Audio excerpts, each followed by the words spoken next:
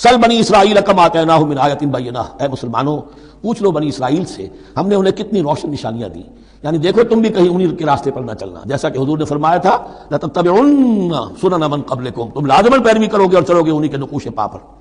سل بنی اسرائیل کم آتیناہم من آیۃ بینہ ومن یبدل نعمت اللہ من بعد ما جاءت فإن اللہ شدید العقاب، لیکن جو شخص اللہ کی اس نعمت جو اس کے پاس آ گئی ہے اس میں تبدیلی کرتا ہے، اس میں تحریف کرتا ہے، یا اس میں تحریف کرتا ہے یا اپنے آپ کو بدل لیتا ہے، من بعد ما جاءت ہو، اس کے بعد کہ وہ نعمت اس کے پاس آ گئی، فإن اللہ شدید العقاب، تو یہ جان لو اللہ پھر سزا دینے میں بھی سخت ہے۔ اس کی مثال وہی رکھیے کہ 2 مرتبہ فرمایا یا بنی اسرائیل اذکروا نعمتی التی انعمت علیکم وانی فضلتکم علی العالمین، لیکن انہی سے کہا گیا ضربت علیہم الذلۃ والمسکنۃ وباؤوا بغضب من اللہ، اور یہ مضمون بھی دوبارہ پھر آ جائے گا سورہ آل عمران میں۔ زین للذین کفروا الحیاۃ الدنیا، ان کافروں کے لیے دنیا کی زندگی جو ہے بڑی مزین کر دی گئی ہے، ان کے نگاہوں میں کھب گئی ہے، یہاں کی چمک دمک ہے، شان و شوکت ہے، لمبی لمبی کاریں ہوں چمکیلی نئے ماڈل کی، بڑی اونچی اونچی بلڈنگیں ہوں، حویلیاں ہوں، اعلیٰ کوٹھیاں ہوں، اب یہ ساری چیزیں کس کو اچھی نہیں لگتی، لیکن یہ کہ کفار کے دلوں میں ان کی محبت اتنی پل جاتی ہے کہ پھر کوئی اچھی بات ان کی کوئی زندگی میں نہیں رہتی، نہ کوئی اچھی بات اثر کرتی ہے۔ اہل ایمان کو بھی اگر ایمان کے ساتھ یہ نعمتیں ملیں، قل من حرم زینۃ اللہ التی اخرج لعبادہ والطیبات من الرزق، کو اچھا کھانا، اچھا پینا، اچھا پہننا کو حرام نہیں ہے، کو اللہ نے کس کو لوگوں کے لیے ممنوع نہیں کیا، لیکن دین کے تقاضے ادا کر کے، اللہ کا حق ادا کر کے اور حلال سے کما کر، تب کوئی حرج نہیں۔ زین للذین کفروا الحیاۃ الدنیا، کافروں کے لیے دنیا کی زندگی کو مزین کر دیا گیا ہے۔ وہ حدیث میں ذہن میں لے آئیے کہ الدنیا سجن المومن و جنت الکافر، یہ دنیا جو ہے مومن کے لیے ایک قید خانہ اور جنت اور کافر کے لیے باغ ہے۔ وَيَسْخَرُونَ مِنَ الَّذِينَ آمَنُوا، اور وہ مذاق اڑاتے ہیں اہل ایمان کا، دیکھو ان فینیٹکس کو، ان پاگلوں کو، ان بیوقوفوں کو۔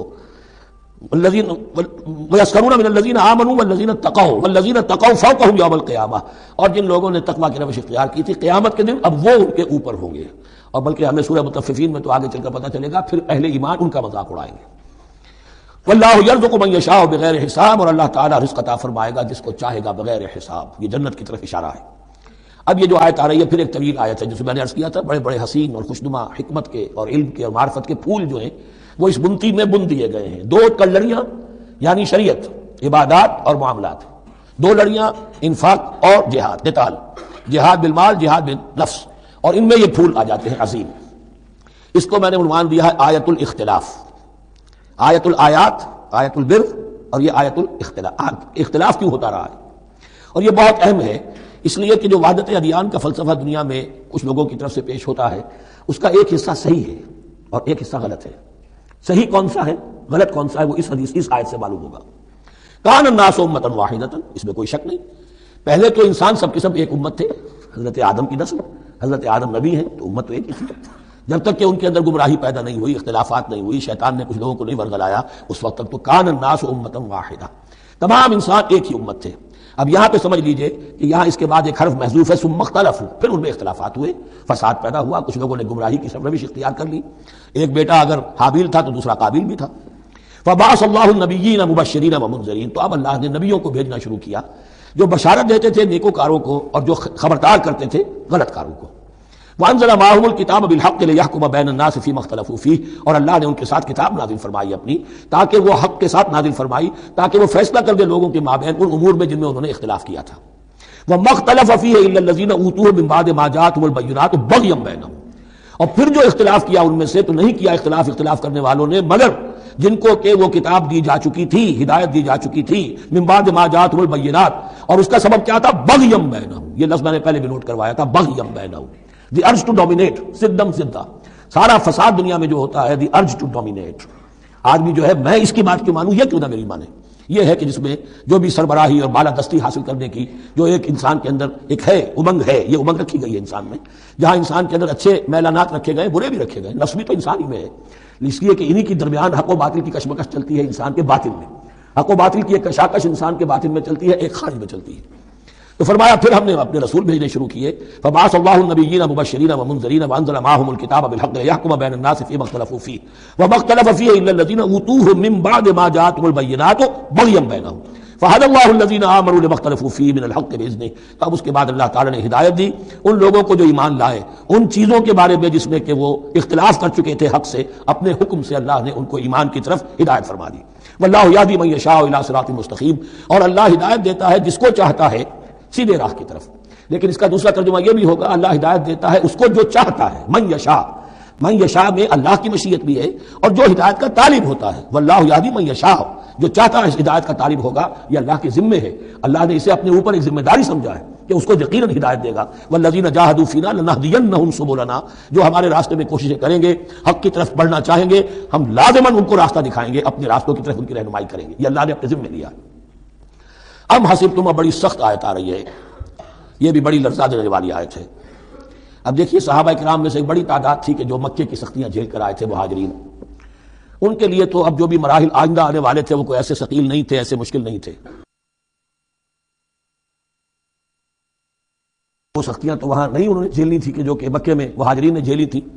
تو اب ان سے ہے خاص طور پر روئے سخن، اگرچہ خطاب عام ہے، اور یہ قرآن مجید میں عام طور پر آپ کو ملے گا کہ الفاظ عام ہیں، لیکن آپ اگر دیکھیں گے تو روئے سخن کسی خاص طبقے کی طرف ہے، تو یہاں در حقیقت ان کو بتایا جا رہا ہے۔ ام حسبتم ان تدخلوا الجنہ، کیا تم نے یہ سمجھا تھا کہ جنت میں داخل ہو جاؤ گے؟ ولما یاتکم مثل الذین خلوا من قبلکم، حالانکہ ابھی تک تو تمہارے اوپر وہ حالات و واقعات تو وارد ہی نہیں ہوئے جو ان پر ہوئے تھے جو تم سے پہلے تھے۔ مستھم الباساء، انہیں آ لیا، پہنچی ان کو سختی بھوک کی، والضراء اور تکالیف، وزلزلوا اور وہ ہلا مارے گئے، حتی یقول الرسول والذین آمنوا معہ متی نصر اللہ، یہاں تک کہ پکار اٹھا وقت کا رسول اور جو ان کے ساتھ اہل ایمان تھے، کب آئے گی اللہ کی مدد، الا ان نصر اللہ قریب، اب انہیں یہ خوشخبری دی گئی کہ آگاہ ہو جاؤ اللہ کی مدد قریب ہے۔ یعنی اللہ آزماتا ہے، یہ وہی بات ہے جو اس سے پہلے آ چکی ہے 19ویں رکوع میں بالکل شروع میں، وَلَنَبْلُوَنَّكُمْ بِشَيْءٍ مِّنَ الْخَوْفِ وَالْجُوعِ وَنَقْصٍ مِّنَ الْأَمْوَالِ وَالْأَنفُسِ وَالثَّمَرَاتِ، ہم لازماً آزمائیں گے۔ یہ کوئی پھولوں بھرا راستہ نہیں ہے، پھولوں کی سیج نہیں ہے، حق کا راستہ ہے، یہ کانٹوں بھرا بستر ہے، کانٹوں بھرا راستہ ہے، اس کے لیے ذہناً تیار ہو جاؤ۔ در رہے منزل لیلا کہ خطر ہاست بسے، شرط اول قدمی نفس کے مجنون باشی، دیکھ سمجھ کر آؤ۔ ام حسبتم ان تدخلوا الجنة ولما يأتكم مثل الذين خلوا من قبلكم مستهم الباساء والضراء وزلزلوا حتى يقول الرسول والذين آمنوا معه متى نصر الله الا ان نصر الله قریب۔ یہ آیت پھر مسلمانوں کو، صحابہ کرام کو سورہ صف میں یہ خوشخبری سنائی گئی، جبکہ غزوہ احزاب واقع ہو چکا تھا اور شدید ترین امتحان سے محمد رسول اللہ اور ان کے صحابہ گزر چکے تھے کامیابی کے ساتھ، تب انہیں خوشخبری دی گئی ہے۔ سورہ صف اس وقت نازل ہوئی ہے، وَأُخْرَىٰ تُحِبُّونَهَا نَصْرٌ مِّنَ اللَّهِ وَفَتْحٌ قَرِيبٌ، اب تمہارے لیے وہ خوشخبری ہے اے نبی، بشر المومنین، اپنے اہل ایمان ساتھیوں کو بشارت دے دیجئے کہ اب وہ وقت آ گیا ہے کہ اللہ کی نصرت کے دروازے کھلتے چلے جائیں گے۔ یسألونک ماذا ینفقون، یہ آپ سے پوچھ رہے ہیں کہ وہ کیا خرچ کریں، جو انفاق کے لیے کہا جا رہا ہے کیا خرچ کریں، تو انسان جو بھی بھلائی کے لیے خرچ نکالے اس میں سب سے پہلا حق ان کا ہے۔ قل ما انفقتم من خیر، کہہ دیجئے جو بھی تم خرچ کرو خیر میں سے، دولت میں سے، مال اسماد میں سے، فللوالدین، سب سے پہلا جو حق ہے وہ والدین کا ہے، والاقربین اور رشتہ داروں کا ہے، والیتامی اور یتیموں کا ہے، والمساکین اور محتاجوں کا ہے، وابن السبیل اور مسافر کا ہے، وما تفعلوا من خیر فإن اللہ بہ علیم، اور جو بھی خیر تم کماؤ گے، جو کام بھی اچھا کرو گے، جان لو وہ اللہ کے علم میں ہے۔